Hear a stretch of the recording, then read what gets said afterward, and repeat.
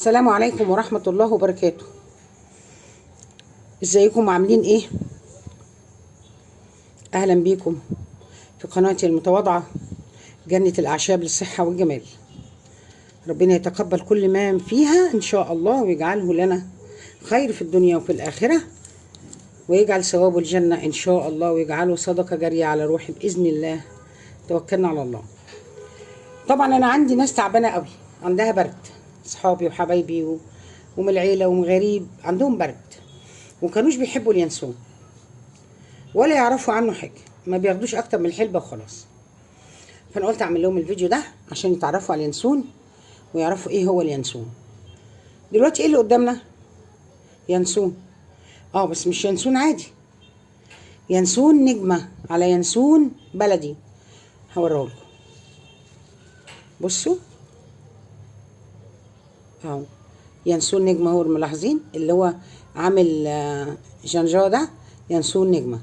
اليانسون ده ايه؟ مش مصري، ده صيني، بس ما تخافوش مش جايب معاه كورونا، لان مفيش استيراد وده موجود عندنا من قبل الكورونا.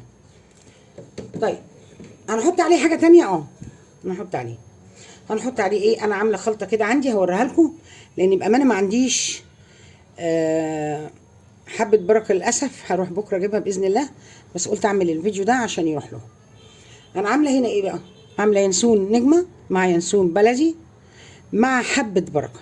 حبة البركة او الحبة السوداء قليلة، هنتكلم عنها دلوقتي. شايفين اهو اللي زي الخشب ده قرفة، خلاص عشان الطعم، يعني انا ما كنتش احب طعم اليانسون فاضفت عليه قطع قرفة اهو، شايفة؟ فده معمول ازاي بقى؟ قرفة، حبة بركة، ينسون بلدي، ينسون نجمة. طيب في نسبة وتناسب؟ في، وضروري قوي نعرفه. اليانسون النجمة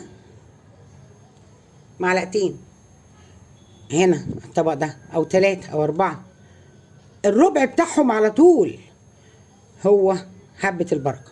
طب ليه كده؟ هنعمل لها فيديو لوحده وهقول لكم عليه.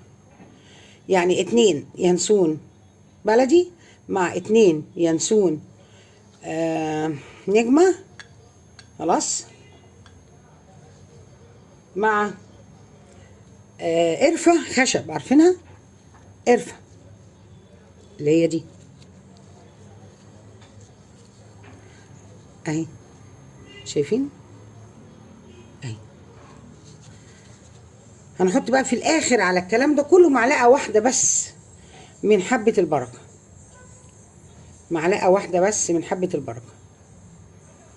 طب ازاي كده؟ حبة البركة تكون اقل من الربع، خلاص. يعني احنا عندنا معلقتين ينسون نجمة ومعلقتين ينسون بلدي، وعندنا معلقة واحدة مثلا قرفة، هنحط ربع معلقة حبة بركة، ربع اهي، بصوا اهو، اهو انا بقلبها لكم عشان تشوفوه اهو. طيب دي طريقة التركيبة.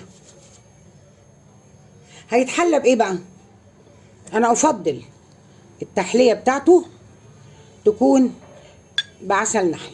معلش انا مفضياه هنا عشان انا مش عايزة اعمل اعلان لحد.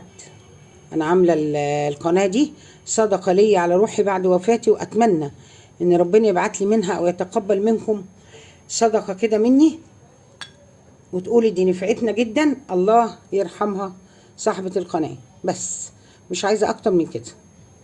اهو عسل. العسل بقى نسيت اقول لكم، ما تحطوش معلقة فيه غير الخشب، وهو ما يتحطش غير في صيني او ازاز خالص. طيب مفيش عسل يبقى سكر عادي، بس انا افضل انه ربع كيلو عسل صغير، مش غالي يعني بكام؟ 15 جنيه، هيقعد عندك لحد ما البرد يمشي، خلاص. طريقة التسوية بقى، احنا هنسوي الكلام ده ازاي؟ وده مهم جدا.